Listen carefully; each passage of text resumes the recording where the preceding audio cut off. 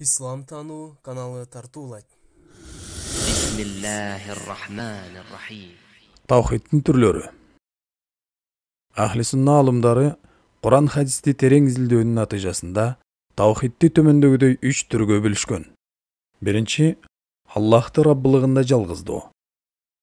Тавхидтин бул түрү Аллахты жеке өзүнө тиешелүү болгон иштеринде жалгыздоо.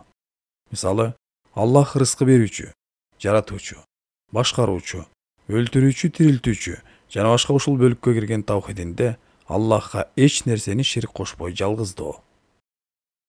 Экинчи, Аллахты сыйынууда жалгыздоо. Аллахты Раббылыгында жалгыздоо Аллахтын иштерине тиешелүү болсо, Аллахты сыйынууда жалгыздоо бул инсандардын Аллахтын алдындагы кылган ибадаттарына байланыштуу. Адамдар Аллахка сыйынып, ибадат кылууда ага эч нерсени ширк кошпой Аллахты жалгыздоолору.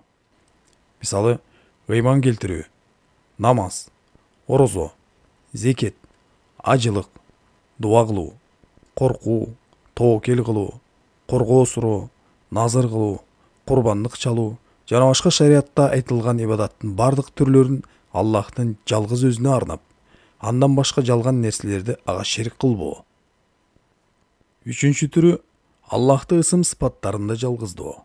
Мисалы, Әл-Басир, көрүүчү, Әс-Сами, угуучу, Әл-Алим, билүүчү жана башка ысым сыпаттарын жокко чыгарбай, бурмалабай, маанисин өзгөртпөй, макулукка окшотпой жана мисал келтирбей, Куран сүннөттө кандай келсе, дал ошондой бекемдеп ыйман келтирүү. Жогорудагы тавхидтин 3 түрүндө ширк кандай болуусу мүмкүн? Кимде-ким Аллах жараткан нерсени пайгамбар, периште же олуядагы жарата алат. Аллах рызкы берген сыяктуу баланча шейх, олуядагы рызкы берет деп айтса, же ошол ишенимде болсо, анда бул Аллахка Раббылыгында кылынган ширк болуп эсептелет.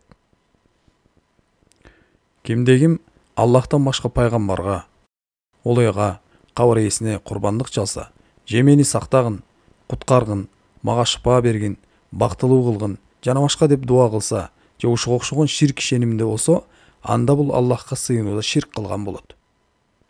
Кимде-ким Аллах сыяктуу эле биздин баланча пайгамбар, баланча олуя, баланча кабыр ээси кайыпты билет, оюңду билип коет, кайсы жерде болбогон сени көрүп билип турат деп билсе, же Аллахтын бир сыпатын макулуктардын сыпатына окшоштурган болсо, анда бул Аллахка ысым сыпаттарында шерик кошуу болуп саналат.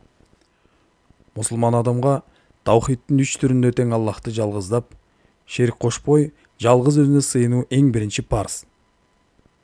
Учурунда Мекке мушриктери асмандар менен жерди жалгыз Аллах жаратты деп, Аллахтын Раббылыгына ыйман келтиришкени менен, өздөрүнүн буттарына сыйынып, Аллахка сыйынууда шерик кошкондор үчүн алар мусулман деп эсептелишкен эмес.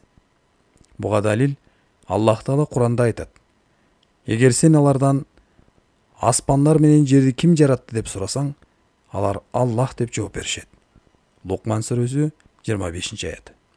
Бул аятта мушриктер асман менен жерди Аллах жаратуучу деп Раббылыгында ыйман келтиришкени менен, сыйынууда шерик кошкондугу үчүн аларды Аллах Таала мусулмандардан деп санаган эмес. Ошон үчүн пайгамбарыбыз саллаллаху алейхи ва саллям менен мушриктердин ортосундагы келишпеген чоң талаш нерсе Аллах жаратуучубу же жаратуучу эмеспи деген маселеде болгон эмес.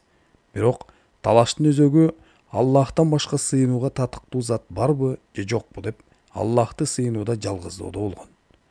Аллахтын жалгыз өзүнө сыйынган мусулман тавхидтин 3 түрүндө тең Аллахка эч нерсени шерик кошпоосу парз.